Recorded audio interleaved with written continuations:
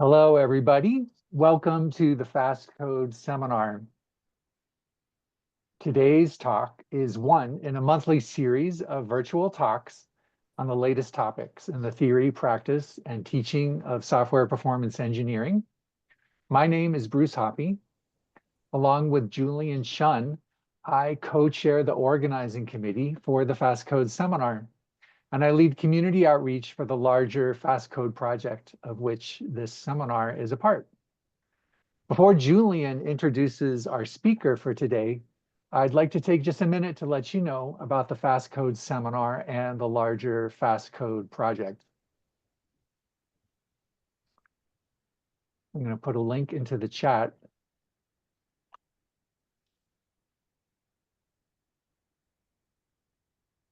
Fast Code is an open source community dedicated to advancing software performance engineering.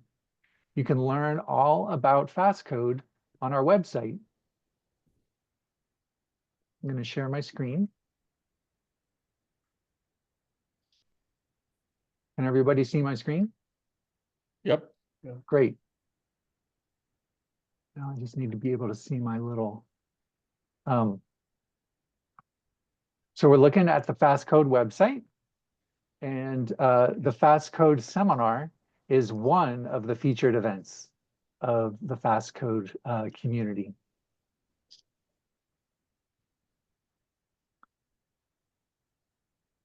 Here we're looking at the landing page for the Fast Code Seminar about algorithms, compilers, accelerators, and whatever it takes.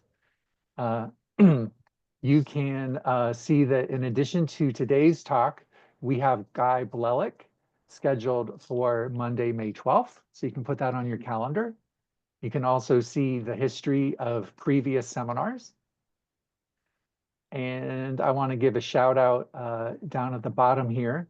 You can see the organizing committee for the Fast Code Seminar: Jacob Lackey, Roberto Palmieri, Christian Schultz, Julian Shun, and Yihan Sun.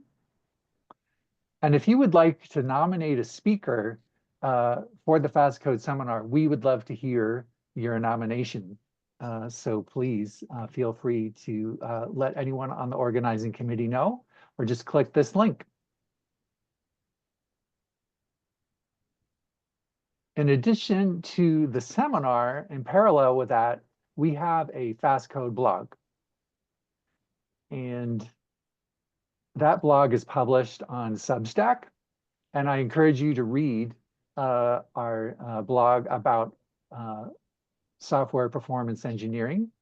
And if you have a story, something that you think is interesting about software performance engineering, would like to promote that, make it accessible to a broader audience, we would love to hear and help you by publishing a story about that on the Fast Code blog.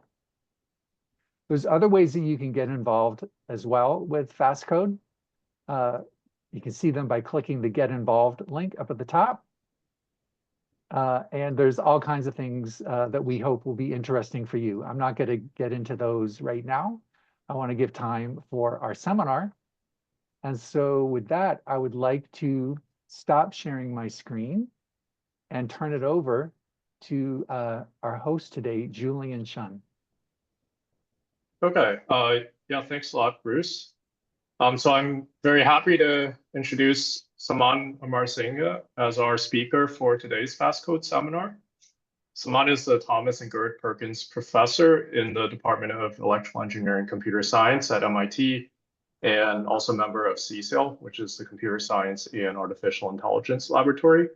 He leads the commit compiler group at MIT, and under his leadership, the commit group has developed a large number of innovative programming languages and compilers, including Halide and Streamit and Taco. The group has also created compiler and runtime frameworks, as well as tools for vectorization, as well as machine learning-based performance predictors, the OpenTuner extendable auto tuner, and the Kendo deterministic execution system. Saman was also a co-leader of the raw architecture project at MIT. And in addition to his academic work, Saman has also co-founded several companies, including Determina, Lanka Internet Services, Venti Technologies, DataCibo, and Exaloop. Saman earned his bachelor's degree from Cornell University and his master's and PhD degrees from Stanford University. Saman's also a fellow of the ACM. Today, Saman is going to be telling us about one of his many projects, which is on BuildIt. So the title of this talk is Transforming High-Performance Libraries to Domain-Specific Languages and Optimizing Compilers with BuildIt. I'm very excited to hear this talk, and I'll turn it over to you now, Saman. Okay, thank you, Julian and Bruce. And in fact, I want to thank you for resurrecting one of these MIT gems, which is the Fast Code seminar. It was done for a while, and then we didn't have it for a few years. And I think it's a really great thing to bring it back. And I hope to see a lot of you in this upcoming seminar series. So I made a little change to the title, but I don't think the content is that different. So I'm going to talk about BuildIt. And this is the main work of my student RJ. And he's in India, so I don't think he will be able to join today. So let me first explain why we started creating BuildIt. Today, if you look at high performance is implemented mostly using libraries. There are hundreds of libraries in many, many different domains that is focused on getting highest performance for the code in that domain. This is important, but there are problems with building libraries. In a library, if you're creating a library, you have to create one function at a time for one platform at a time to get the best performance. As platforms and process change, if you want to get highest performance, you might want to do something different. So let's look at Apple M1 chip. This simple computation, multiplying two vectors and producing a matrix and adding another matrix to that. First one is you use an alpha coefficient to scale that. There are two libraries out there, Apple Accelerate and ARM performance libraries. Both of them has handwritten code for this, and you get really good performance. No big deal. In this graph, what you do is lower the beta, and both get really good performance. But now if you change this a little bit, also you have a coefficient to scale the matrix A that you're adding. Suddenly you realize Accelerate library don't have this handwritten. Our performance library still do it, but in Accelerate library, you have to use two different functions and fuse them together. And as you see, the performance drops. If you want to modify it a little bit more, adding two different other matrices to that, suddenly none of these libraries has this code written. And so if you want to use that, if you want to compose that, you can get in there. But the best performance code, writing a single function, do this entire computation, outperformed by almost a factor of 2. So what that means is libraries, while you can write really good code, it's limited. Depending on how many people write in this code, it might be a great thing for job security, keep writing more and more functions, but it doesn't scale. So what's the limitations in here? First of all, it's hard to extend the libraries to do more things. Libraries are not portable. Minute the new architecture comes about, something big changes, you have to rewrite the entire library from scratch most of the time if you are going with low-level performance hacking in the library. Again, libraries are written function at a time. If you have a couple of functions nearby, there's no cross-function optimization like fusion, data alignment, and stuff like that is not possible in a library model. And again, domain-specific optimizations. You might know a lot more about that domain I can do, but in a library, I had to do at a function at a time. You can't do this. Unless you provide these fused operators for few very common operators you can do, but otherwise this is not easily scalable. What's the answer? The answer should be domain-specific languages and compilers to rescue. But the problem is there's not that many DSLs. If this is such a good answer and there's so many problems with these libraries, why isn't there more domain-specific languages? So we decided to look at it. We are probably a good team to look at it because we have built a lot of domain-specific languages. So from Taco to Simit to Streamit, Julian mentioned few, we have done these things. So, okay, why isn't every library writer, instead of writing libraries, not writing domain-specific languages. So you want to look at what's in a domain-specific language. If you look at something like GraphIt that Julian and I worked on for a while, what you normally get is you have a very high-level description of the problem. Then also you have another description of how to map that problem into architecture. This is what we call the algorithm language and scheduling language. And those two goes in the compiler, and we can generate code for many different architectures. Each architecture will have a little bit of a different scheduling language. Algorithms remain the same. This pattern holds for other things too. If you look at something like Taco, you give the instance as the algorithm and another schedule, and you can generate code to run those things in there. Here you generate basically optimized C code. And if you go to something like popular halide language, you give these tensor operations in here. Again, halide popularized the use of scheduling language, and you can do that. The question is, why do you need to write a compiler for each of these languages? And this is not easy. Each of these compilers is at least one thesis. If these are done academically done in here, and it's a lot of work, multi-year projects, get multiple papers, but we basically have to sacrifice a PhD student per language. Can we build one DSL to rule them all? So what happens, you have algorithm and schedule, but there's some domain knowledge of what you're going to do embedded into that compiler. Can you also take that domain knowledge out and have a generic DSL compiler to feed that domain knowledge in? The question is, what does this domain knowledge look like? So if you look at domain knowledge, first of all, what you need to figure out is, in that domain, what are the types of data you have? What are the types of operations you're going to do in that data? That describes how to describe the computation in that domain. And you need to understand that. Then you have to figure out all the optimizations you can do in that domain. When parameters change, when you have multiple of these operations coming together, what are the domain-specific optimizations? Finally, after looking at this, you have to generate efficient code to the architecture of your interest. Interesting thing is, domain experts do all these things in the domain libraries. This is what domain experts do today in the libraries. So let's look at a little bit in deep into detail, and let's look at GraphIt. GraphIt is a language dealt with graphs that has a foundation. You can have edges and vertices, and you have edge sets and vertex sets in here. So here's operation you can do, saying you take edges from active set that are not visited, and basically apply an update edge function in here. Something like, so depending on what type of conditions you have, you do something different. So if you assume that the active sets of edges is sparse, what you do is you iterate on the active sets. And then basically you take the neighbors and update the active members in here. On the other hand, if active set is dense, you might look at every edge, and looking at the edges, you can basically update what's going on, and so on and so forth. Depending on different conditions, you want to do something different.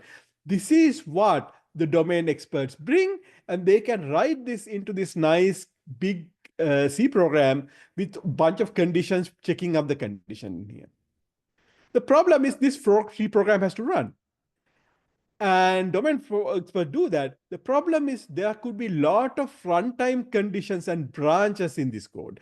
At least in this one, the branches were outside, but in many cases, branches can be embedded in the fastest loops. And at that time, running the branch overhead is going to kill you. Can we use multi-stage programming to help? The nice thing about multi-stage programming is you can write very high performance code in a parameterized way. You can parameterize in these kind of branches, and the first stage you can evaluate that. And you can evaluate this bloat and runtime in here. And the nice thing about multi-stage programming is you don't need to write a compiler. So this is where we started. So if you look at multi-stage programming, there have been few approaches in here. The early approaches is something like quotation, like in list, basically a backslash type thing, not backslash, I think it's a tilde, that basically generate code instead of running that code. You can generate code in here. In a language like C, C++, you can have templates, a different language used to generate basically the code for next stage in here. So you can do some of these kind of at compile time, the first language, and generate code there. More recently, things like TensorFlow, you can actually write both stages in the same by doing operator overloading. But the problem is control flow that I will show we can address. So this is where BuildIt comes in. BuildIt is a multi-stage programming system and automatically can turn existing library codes into a compiler without rewriting drastically and changing library code. So it provides seamless multi-stage programming. It's very lightweight. There's not even a compiler. BuildIt is in fact a runtime system. It's type safe because you don't need a different language to write different stages. It's all written in the same host C language in here and using the host compiler to do type checking. I don't need to do these weird things to do control flow. I can write the normal control flow as it is in there. So there's no if cond or tf while type thing in here. And it's a first class because C++ execution happened at all stages. So we can use the power of a language at every stage in here. And I can arbitrarily interleave multiple stages, and you can do even more than 2 stages if you want. So what's the idea of multi-stage program? The single stage is you get a program, you compile it down, you get executable, you give the input to the executable, you run, and you get output. And output is probably here, print something in here. Multi-stage do something interesting. It divides the input into 2 parts. Some part of the input that you might know, things like parameterization and stuff like that, is used in the first stage, and the output of the first stage is yet another program. The first program parameterized with this input in here. So this input is taken into account in the first stage.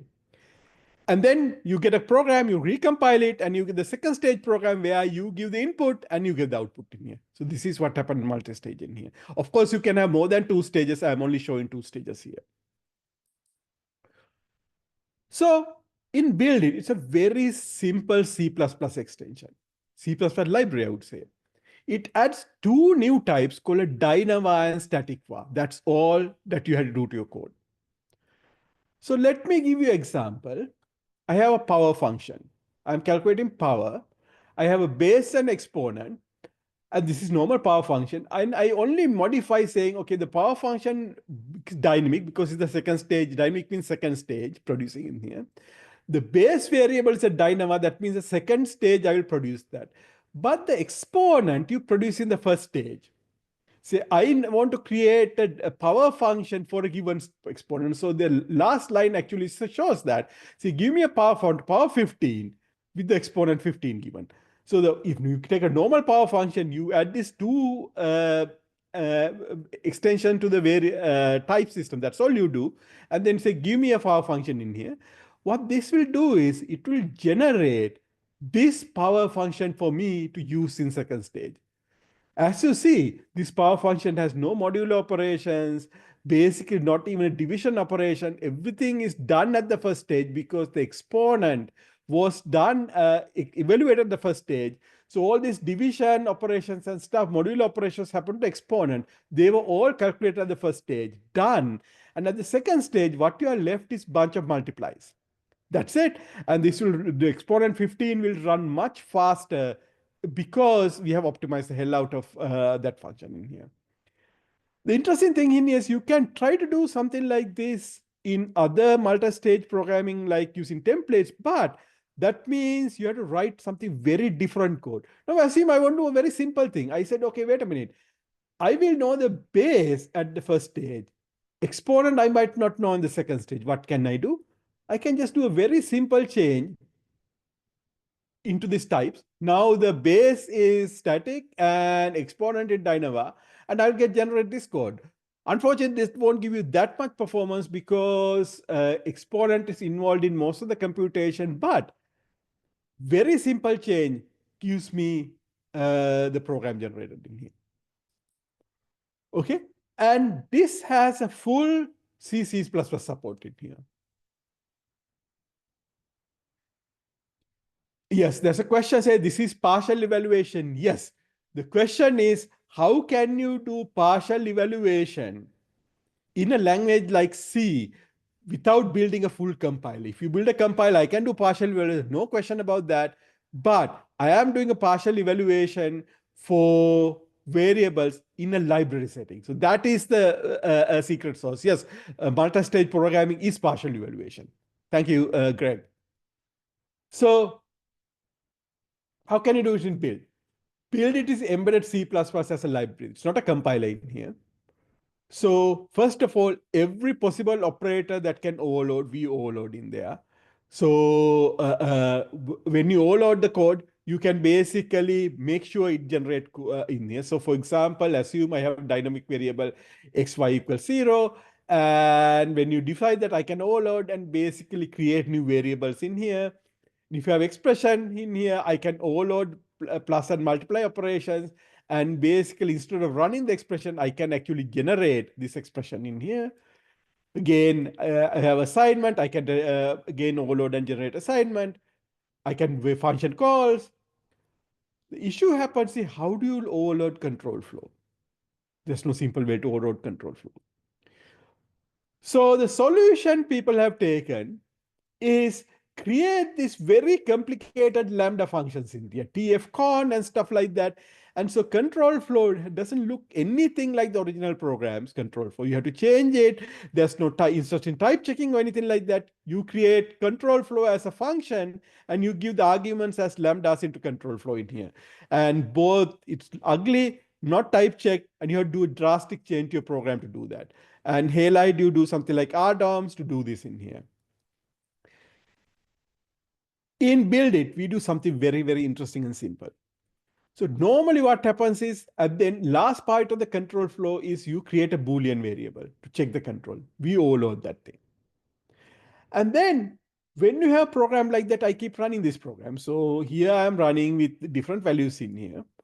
And minute I get to this one of these Boolean operators, what I realize is I can take two values. By the way, if you think about you are running a program, think about you are running inside a maze. A compiler see the maze from 1,000 feet. You know exactly the structure. But when you run the program, you are in the darkness. You only see what's happening now. I don't know the structure of the maze. I know I reach a point where I have a branch. I have two paths. I have to take one path, but I don't know the control structure. So what we do is here, let's take one path and keep running in here, but keep a marker on here, this path in here. There was another way to do that.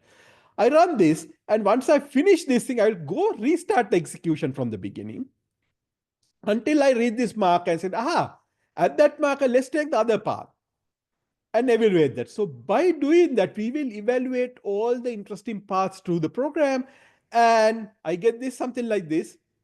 And then I can post-analyze these traces and say, aha, this is up to this point, everything is similar and it diverges.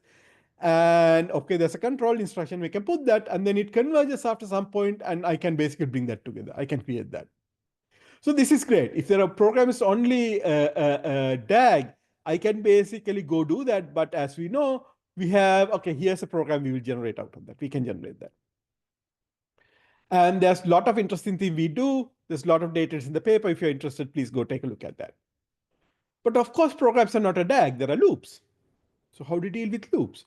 So what we do is, like we are doing in this maze, we keep putting breadcrumbs as we move. Every place we put a unique ID in. I'm in statement 1. I'm running a unique ID in here, in there, depending on the static location of the instruction in there.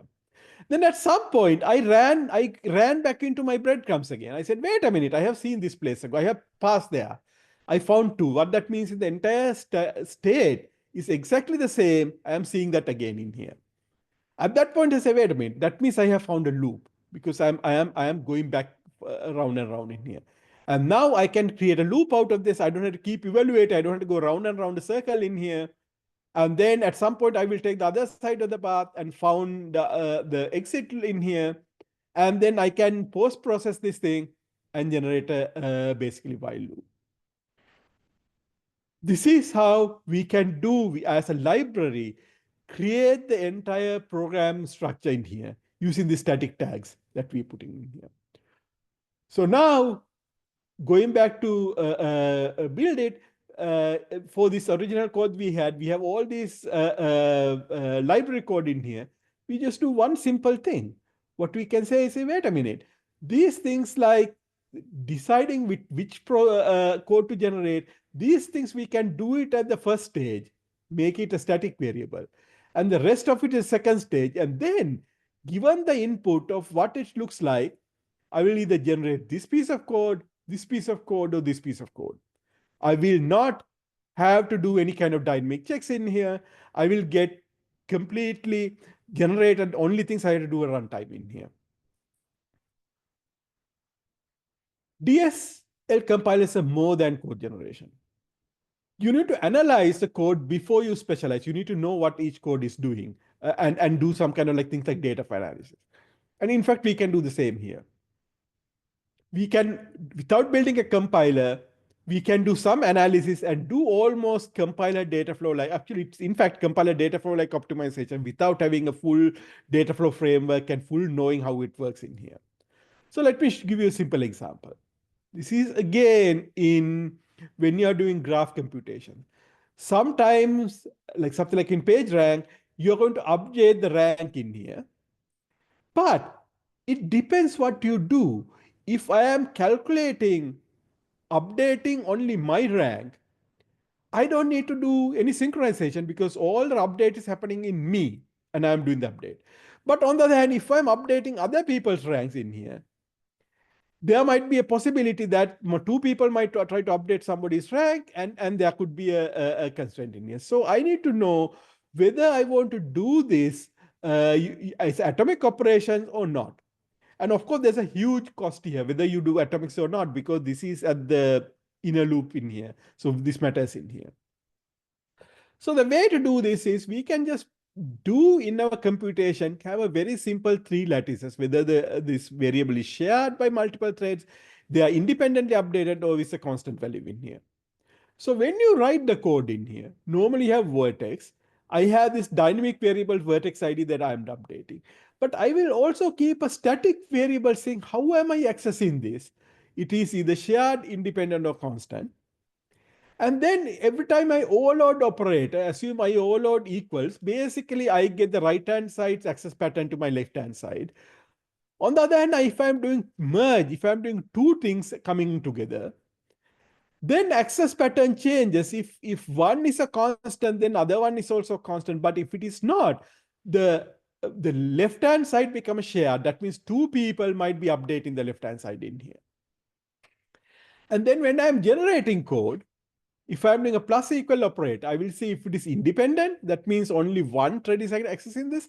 Just update, no problem here. If it is not independent, it might be shared. Then I have to do atomic add. So by doing this, I can generate very custom code depending on what's necessary that generate the correct custom code by doing simple changes in simple analysis in first stage, and this code get generated. And second stage, I will have no checks, but exactly right code necessary to do work. And it depends on the context and location. Even some places I might not have to do atomic adds if there's only one person updating it. But if you realize multiple people might be updating that, I will do the atomic add. So I can do this kind of computation. We have built infrastructure that can do a lot more. For example, if you do annotate at the beginning saying this is OMP parallel loop, we will actually generate a basically OpenMP parallel code in here. In fact, if we can annotate that's saying I want to build a CUDA kernel, and in fact, we were able to generate both the host code and the kernel code in here, generate two different parts, get everything right. So by just adding simple annotations in here, now you can basically get both parallel and GPU code generated in the system. So before I go there, I want to now talk about what we have done with this system. So the first thing I want to talk is GraphIt. In fact, Julian and I worked on this GraphIt project for multiple years, and we built this GraphIt GPU compiler. I think it's about 2 years. It was really painful thing for me because this is a domain where many people were building hand optimized high performance code. That means every 6 months, you get a paper saying, okay, we double our performance in these GPUs for this, especially these few set of kernels out there. And so we worked very hard to build a general purpose compiler. It took about 2 years, and it took about 26,000 lines of code in here to build that compiler. Then the student who was working on BuildIt, RJ, came to my office exactly 6 weeks before the CGO paper deadline and said, wait a minute, to show off BuildIt, can I build a GraphIt compiler from scratch in BuildIt, GraphIt GPU compiler? I said, no way in 6 weeks. It took 2 years to build. It's not going to be done in 2 weeks, 6 weeks. But in about 4 weeks, he was able to re-implement GraphIt using BuildIt.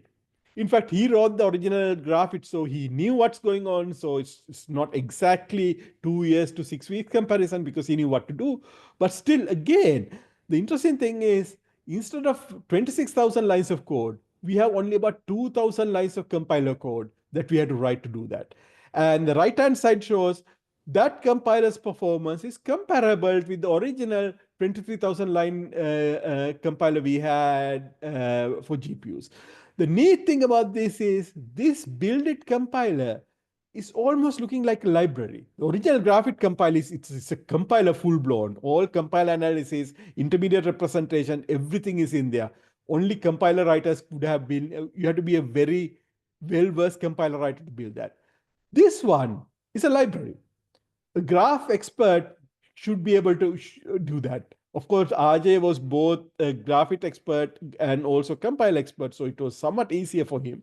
But again, this is much less piece of number of lines of code, same performance we are getting. So that is really cool.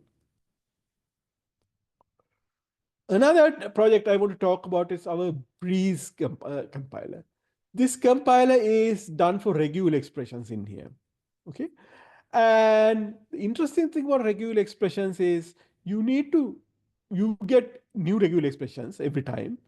And once you get the regular expression, the matching can happen at the next stage. One stage, when you get regular expression, I can generate basically compile expression matcher and do that. And this is a very simple BuildIt way. So what we are saying is here is I want a regular expression matcher. The regular expression come in first stage, what I want to match. And then the string comes in the second stage, and I'm producing the output, the match in the second stage in here. And this is all you have to do to your basic interpreter. You write your interpreter. And normally, when you write an interpreter, that will all run at a runtime. But you basically chain these two. And then what happens is you will generate expression that something like expression like that, if you provide A, B, C, D, star D in here, B, C star D in here, this is given in this. I will generate a matcher for this exact expression that I can run.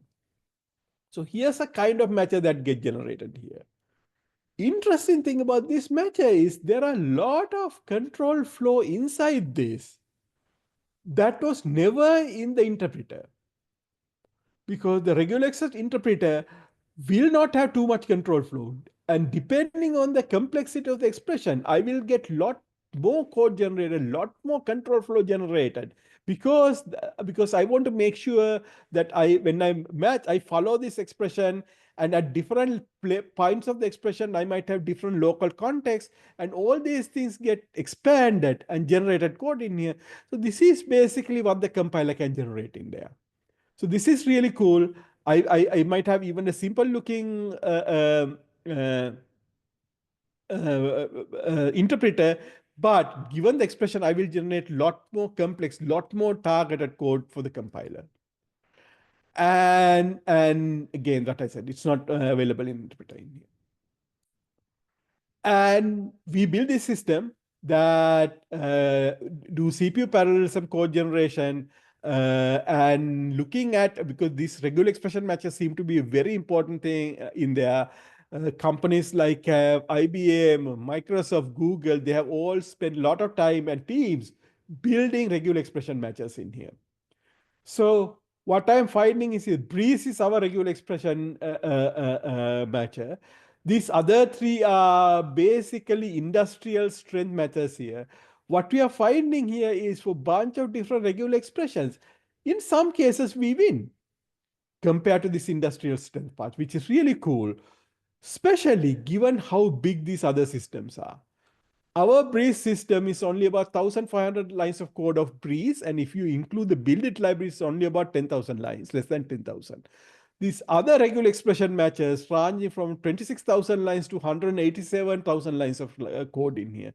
They are huge, multi-people, multi-year projects, fully optimized in here. And what we are saying here, looking here, is that we can, in some cases, even beat them.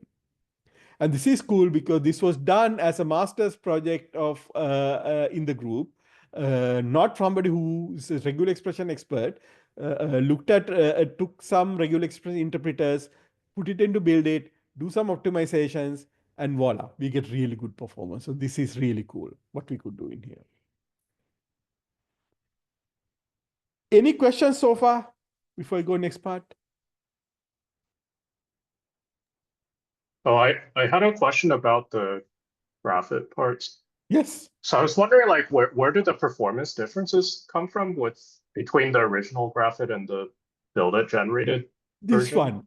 Yeah. These were so small. I don't think we did a very deep analysis to see where the performance differences are.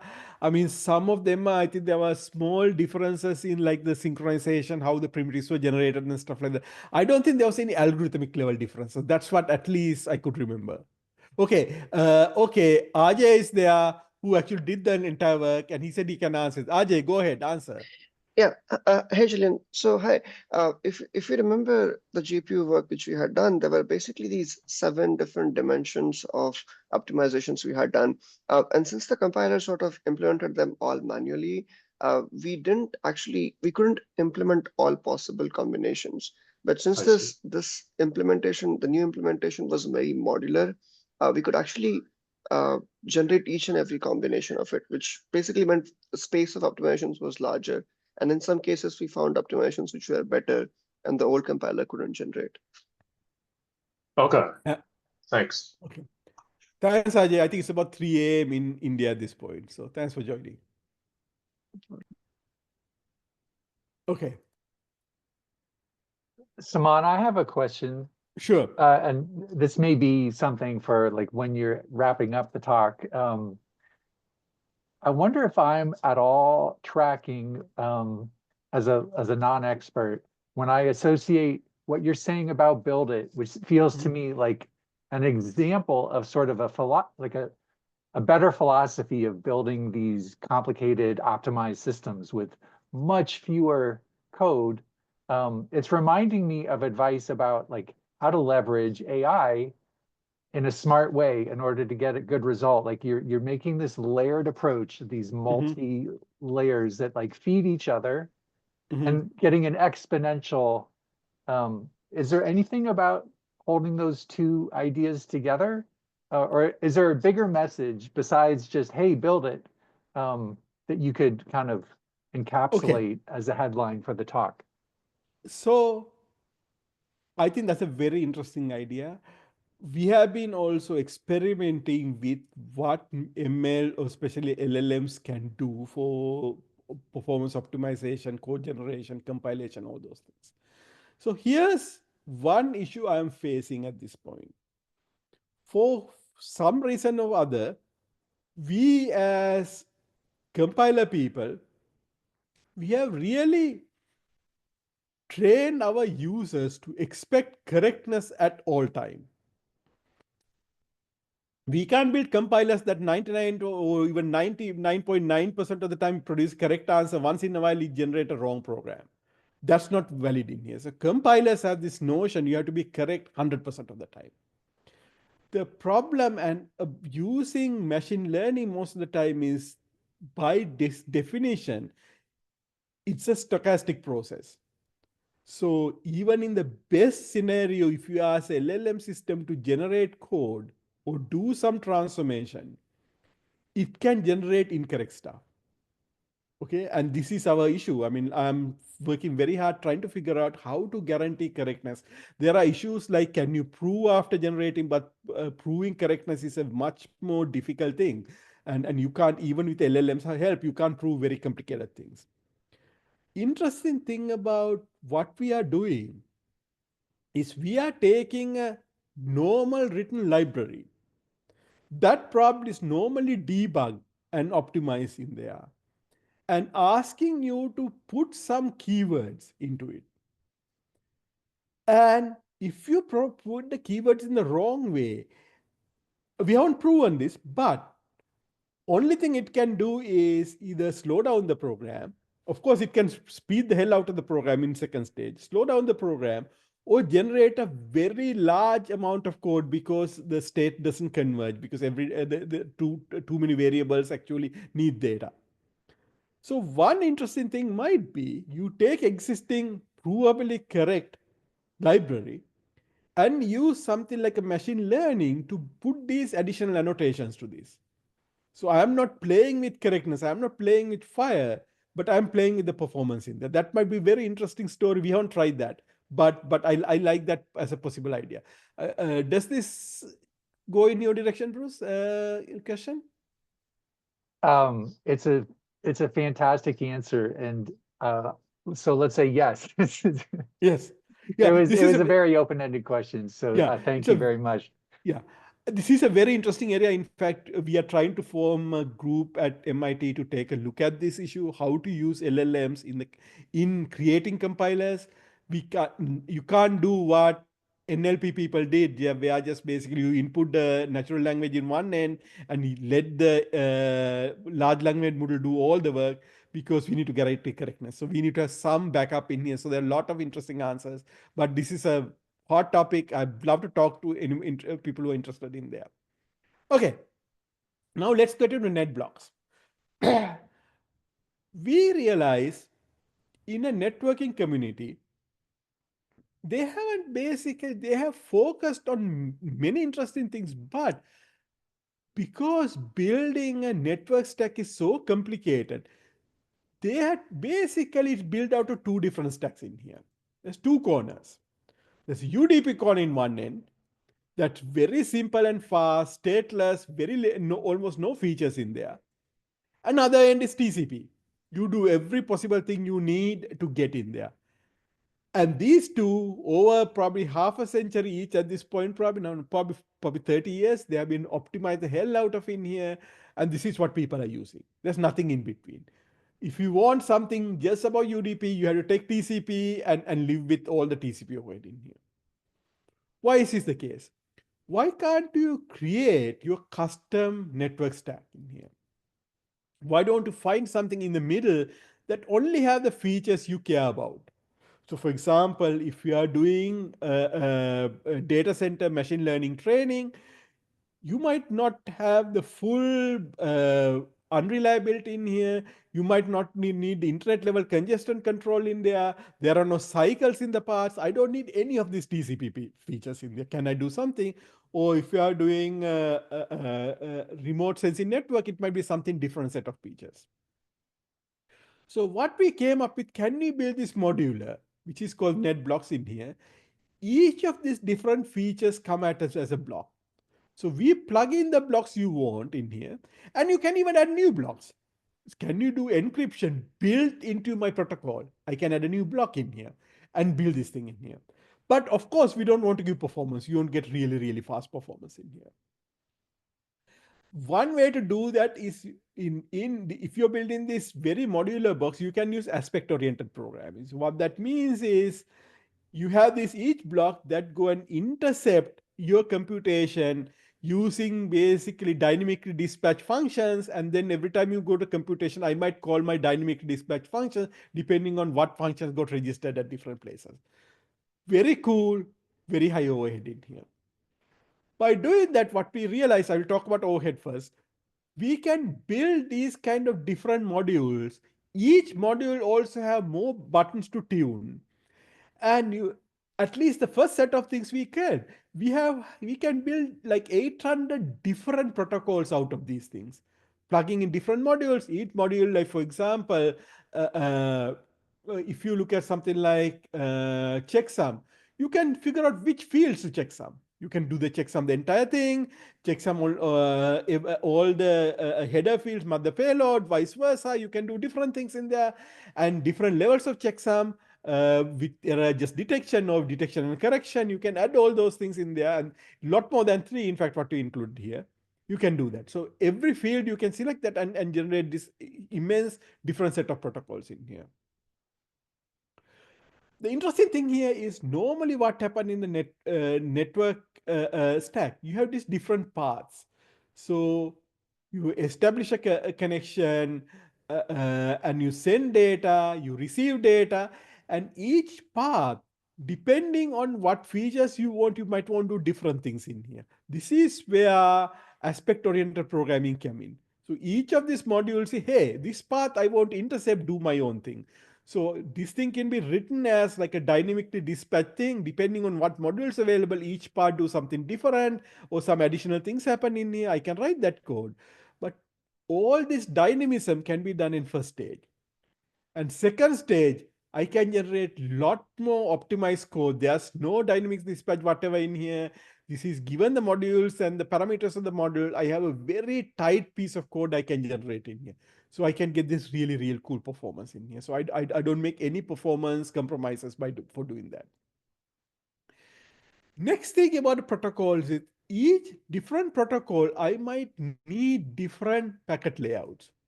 So normally assume I need a source, destination, and a length. That's the minimum thing you need in here. Something like a UDP. But assume I need to in-order delivery. If I'm going to in-order delivery and also probably lossless in there, I need to have a sequence number associated. So there's an additional thing I need in here. And for depending on the features I need, my packet layout changes. So packet layout depends on the features chosen. Also, assume my network is, I'm running it in a subnet on my data center. I have 4 computers.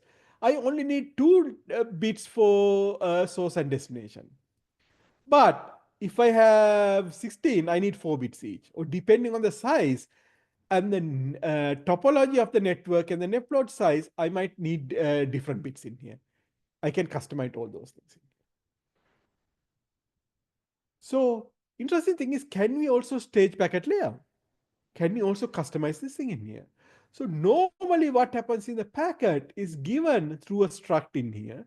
It basically tells how many bits for each of these things. This is like a TCP header in here and a UDP header, and these things are created so that you can access every machine in the network, blah, blah, blah. It's one size fitting all in here.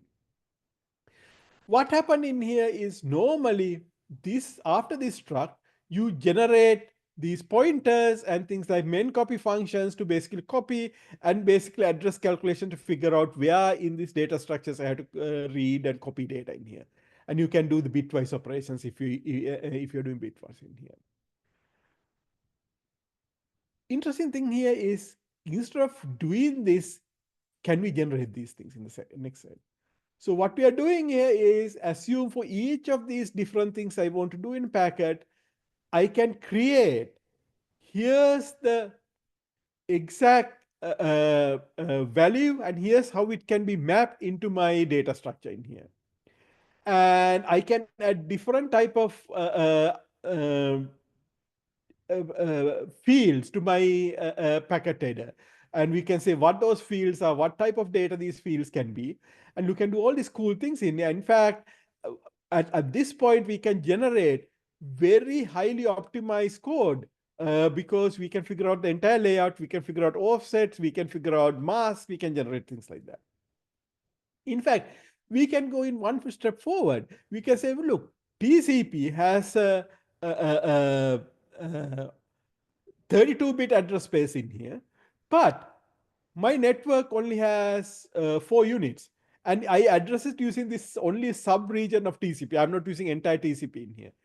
I can say, hey, even though it can do 64 bits, I only see these changes in there and only create the bits necessary to distinguish in that range in here. And then I will do all the bit shift, bit manipulation, stuff like that, and generate the code for that.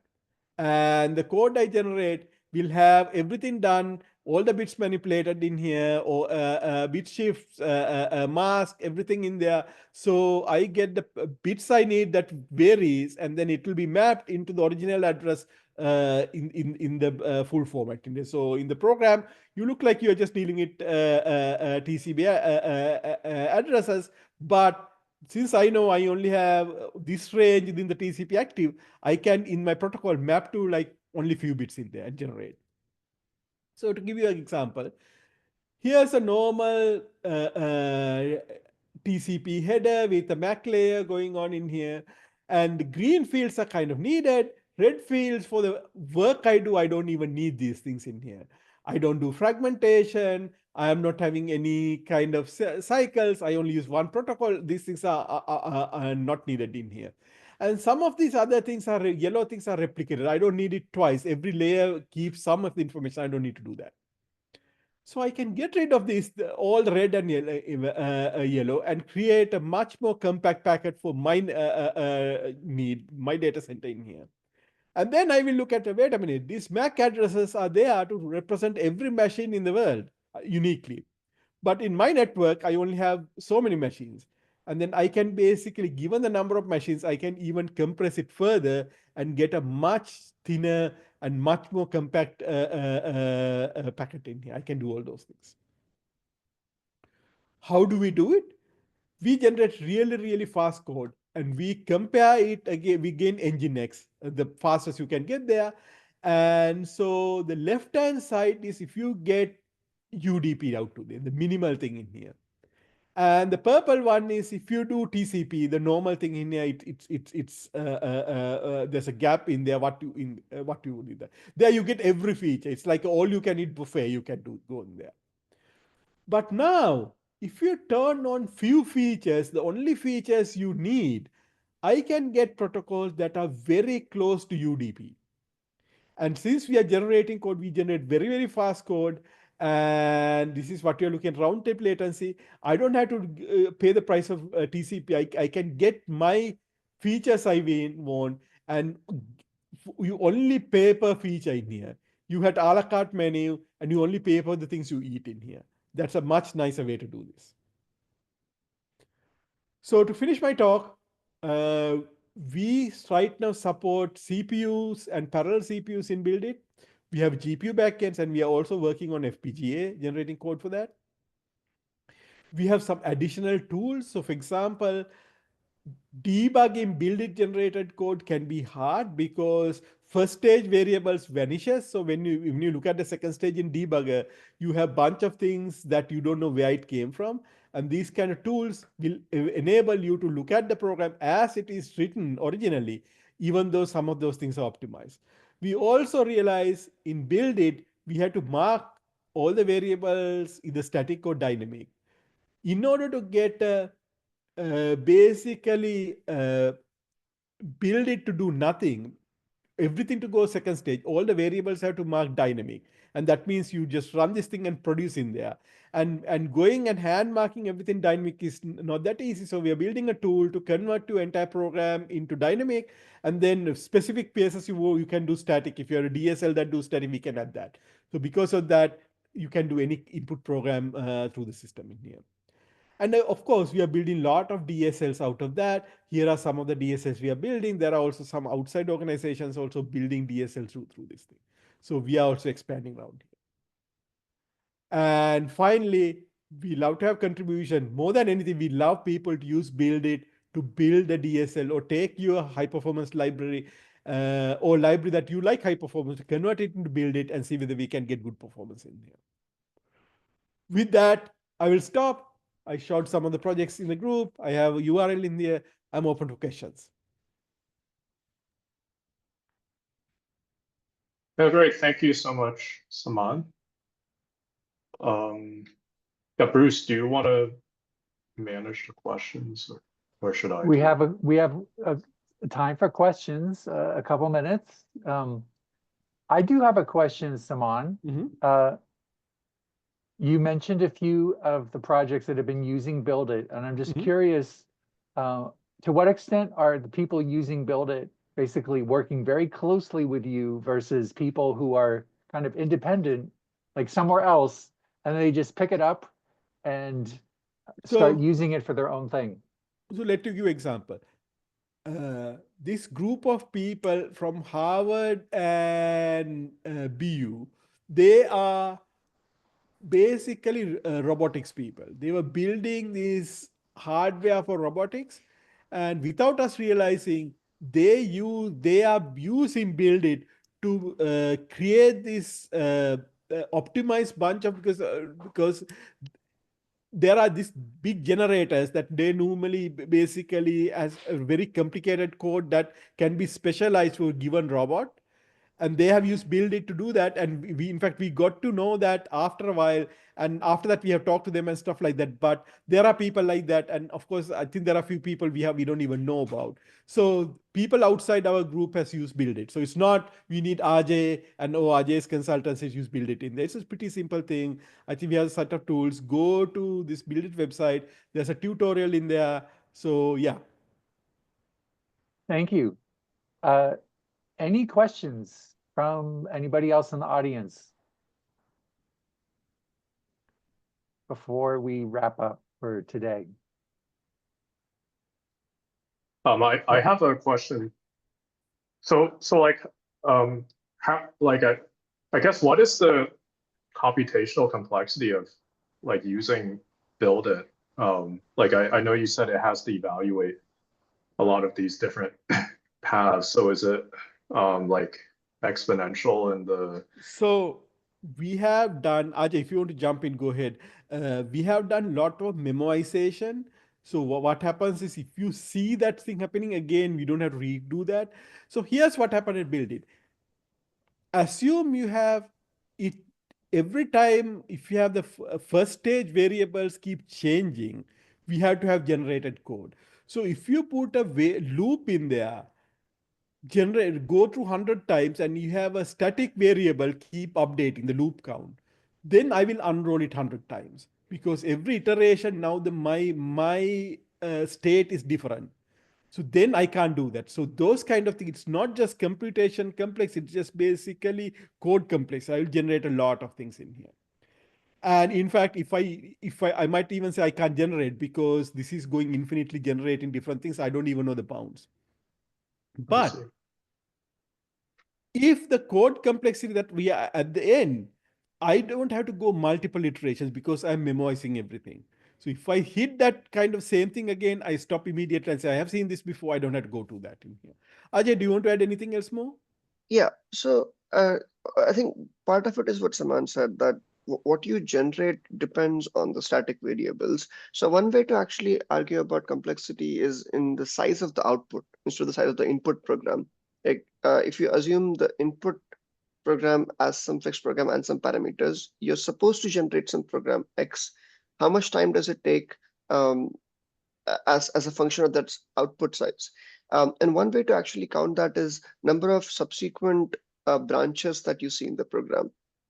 If you do it very naively, like what we showed in the presentation, you actually have exponential blow up, because you imagine you have n different if conditions one after the other. You would have to explore the possibilities of true and false for each one of them, which would blow up.